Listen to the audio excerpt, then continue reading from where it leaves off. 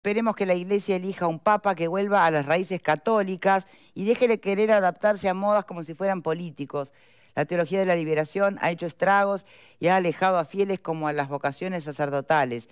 De ahí que hayan crecido tantos grupos que hacen que la gente crea a cualquiera.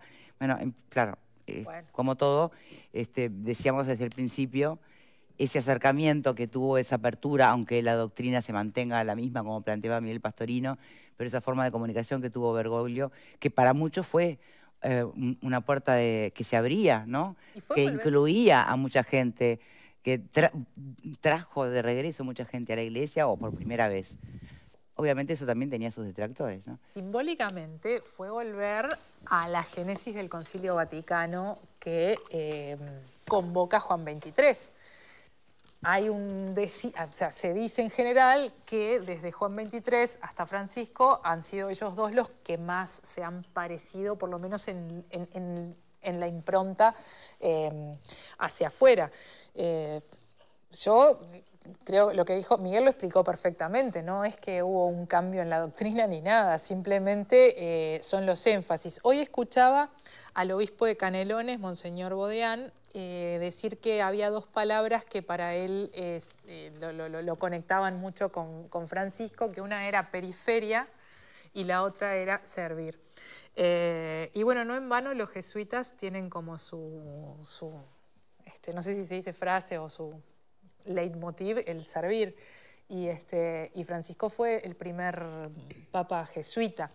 Entonces, eso me parece que que no aleja a la gente, al revés. Eso acerca a la gente y acerca a más gente, desde su fe católica o desde cualquier otro lugar, que es lo de esta inclusión. Hace unos años yo recuerdo que entrevisté a un sacerdote argentino que estaba acá en los conventuales y él decía que celebraba misas carismáticas y él decía que la misa carismática era igual a todas las misas, solo que el lenguaje y la forma de hacerlo acercaba a gente que se había ido a otros lugares donde las celebraciones tenían más que ver con eso de la emotividad. Y me parece que no es algo para juzgarlo mal que se apele a este tipo de cosas para que los fieles se vuelvan a acercar o se acerquen o se sientan incluidos, ¿no? Recuerdo mucho eso que él decía, cuando nosotros dejamos de lo emotivo, hubo otros que lo agarraron y se llevaron lo emotivo y se llevaron a nuestros fieles. Entonces, si esto que Francisco nos deja es un mensaje realmente de servir, de paz y de unidad, ojalá otro lo pueda seguir de la misma forma. Bien, por acá. Yo pensaba en dos cosas, ¿no? La gente que reclama eso de lo más tradicional se olvida que hasta hace un tiempo la misa era en latín y eso obligaba a tener a la gente un nivel de educación. Vamos a ver, hace mucho, Marta, ya de eso, ¿no? Está bien, pero fue un cambio que al principio fue resistido. No fue tanto hace mucho. Fue muy resistido. La gente reclamaba eso porque sentía que era la verdadera iglesia. Bueno, yo concuerdo con Eleonora. El hacerlo más emotivo abre la puerta a la gente que hoy tiene problemas que son acuciantes y si no pueden sentirse tentados de recurrir a otro tipo de creencias, de todo tipo. No solo evangélicas, sino de todo tipo que le den como respuestas a esas emociones que los agobian. Entonces, tener una instancia religiosa donde tengas una iglesia más de puertas abiertas y no sea alguien que está allá arriba, distante, genera un vínculo. En un país que aparte, ojo, nosotros somos laicos, entonces tener... Sí, somos laicos, pero vos viste que la iglesia opina de muchos temas. Sí, y claro. si no opina por su cuenta... Los van a buscar. Pregunta o los van a buscar. Los van a buscar. Entonces, si bien la separación es real y la hicimos, se supone que es real, sigue habiendo una impronta tangible. Lo que pasa es que la iglesia católica Otra tuvo cosa es hablar del mucho peso. poder de la iglesia, pero si analizamos la palabra poder desde lo más positivo, ¿no? Le quitamos todo eso más peyorativo de lo malo del poder. Está bueno también analizar las políticas públicas y sociales que tiene nuestro país, qué tanto las comparte con el Estado, hasta dónde debería ¿Cuánto más podría ser? A ver, la Iglesia Católica, si bien no integra al Estado uruguayo, tiene un montón de actividades complementarias. Tiene comedores, tiene consultorios jurídicos, tiene todo un servicio social de apoyo a distintas comunidades, o sea, y está bueno que se acerque a la gente, porque es así como da respuesta y evita otro tipo de situaciones o promesas que hace que la gente en la desesperación caiga. Entonces, yo considero que no va a ser fácil al Papa que venga llenar el lugar que dejó el Papa Francisco, que tenía ese lenguaje llano, esa forma de ser tan próxima a la gente. Creo que tanto Juan Pablo II, bueno, Benedicto no estuvo tanto, como el Papa Francisco no son lugares fáciles de suplir. Veremos qué sucede. Me pareció interesante el planteo de Sturla con respecto al enorme significado espiritual, religioso que tiene el líder de la Iglesia, de un cónclave del que él hasta ahora no ha participado, pero que tiene esa visión de la importancia del lugar, de los simbolismos, del estar encerrados en un lugar. De ahí viene la palabra de cónclave, ¿no? Con llave, encerrados, votando 4 veces Nadie puede entrar. Nadie puede entrar, los votos se queman 2 veces en la mañana, 2 veces en la tarde. Ahora, 138 seres humanos eligiendo a otro ser humano, es obvio que tiene que haber una negociación.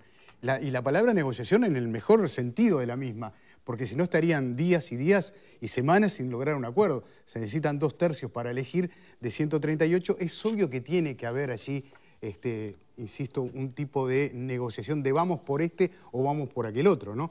Que muchas veces es plasmado, bueno, en recientes películas. Cónclave es una película que recomiendo para tratar de entender, sí, claro, pero no deja de ser una película también, ¿no? De todas maneras, me parece que en un marco como ese, de casi 140 personas reunidas intentando elegir el líder de la Iglesia, es obvio que allí hay algo más que rezo y espiritualidad.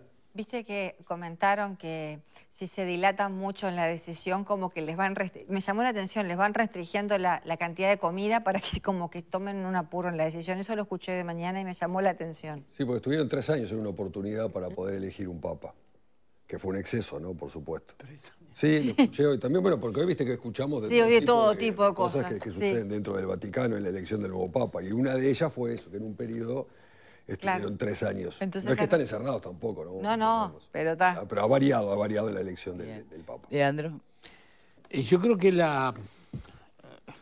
digamos, lo que viene va a ser un cambio. ¿Por qué? Más allá de que los quienes van a elegir de alguna manera salen de la propia designación de Francisco, yo voy a las improntas personales que tienen los papas. Y me parece que el caso más notorio, por lo pronto es el que estamos analizando, es el del propio Francisco. Porque si bien decía que en los temas de fondo de la Iglesia no cambian los énfasis que le pone cada papa. Y claramente, en el caso de Francisco, él abordó temáticas que habían quedado, digo, abordó públicamente. No digo que no se haya trabajado, pero públicamente, a los efectos, como decía acá el compañero, de lo que nos enteramos quienes estamos, digamos, del otro lado y no tan metido en la, digamos, en la práctica habitual o militante en este caso del catolicismo.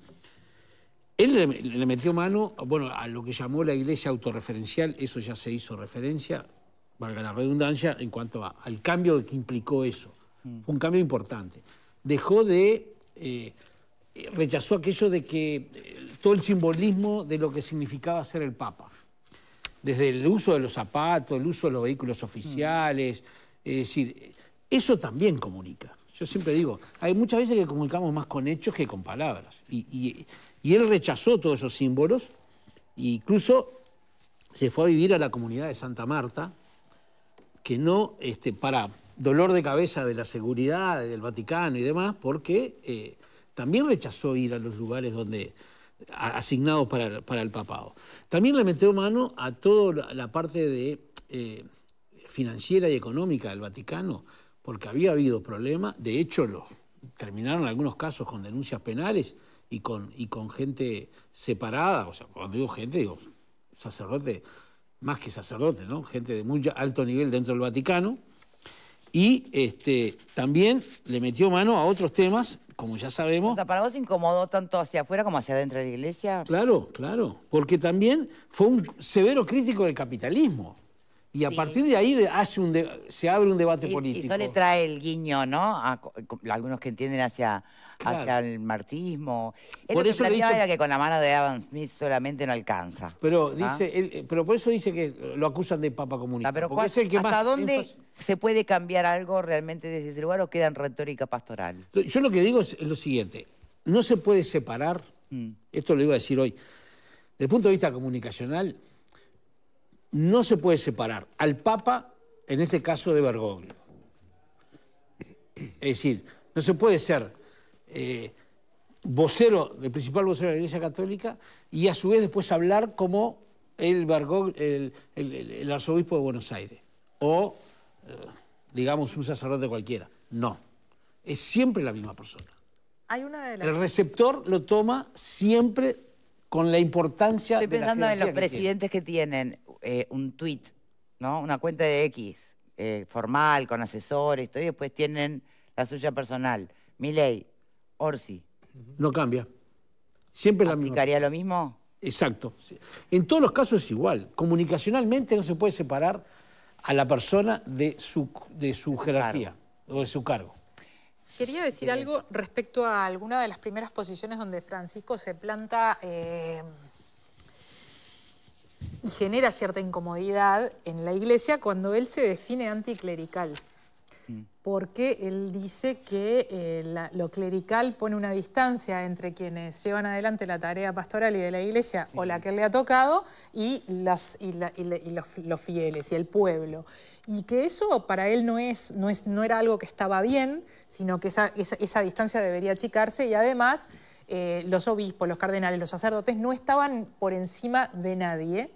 Y él sentía que el clericalismo era eso, y que también era lo que permitía y lo que había sido génesis de los abusos, no solamente los abusos sexuales, abusos de como poder, la impunidad, etcétera. como si fuera una clase... Entonces, él se declara anticlerical. El Papa se declara anticlerical en 2012, 13, perdón, 13 fue electo en el 2013-2014. Y entonces ahí es como uno de los primeros choques de decir, bueno, está planteando algo y tiene un punto acá. Y esa es su misión, es justamente bajar al terreno del pueblo. Sí. Y ahí me parece que también fue donde algunas personas empezamos a sentir que nos podía transmitir algo, ¿no? Que estaba más cerca de lo que estaba, más allá de que hable en argentino y de que tal vez... Que hable en Argentina. Sí, y de que, para los uruguayos, de que hable en argentino y que tal vez sea el argentino más importante de la historia. Y ahora, no sé si esto después lo voy a seguir repitiendo así, pero primero Francisco... Que tampoco es que lo amaron todos los argentinos. Primero Francisco y segundo... Recuerden eso. Primero Francisco y segundo Diego, o primero Diego y segundo Francisco. No, pensando en Argentina, primero Diego seguro. Pero yo creo que hoy se mencionó acá, creo que no es un tema menor que haya sido el primer papa jesuita. No es un tema menor. El enfoque que él le da, y vuelvo a que no es lo mismo Juan que Francisco, digo Juan Pablo, Francisco u otro papa. Digamos, lo que personalmente le imprime cada papa a su gestión, por decirlo en esos términos, tiene que ver mucho con cómo es la persona. Y en este caso, la formación es el primer papa jesuita, no es un dato menor, o fue el primer papa jesuita. Y eso de servir, de abrir la iglesia, de romper ese encierro que según él consideraba que estaba metida la iglesia, y salir hacia la calle, digamos, hacia los barrios, hacia las comunidades y trabajar con los pobres y todas esas cosas, es lo que hacen los jesuitas.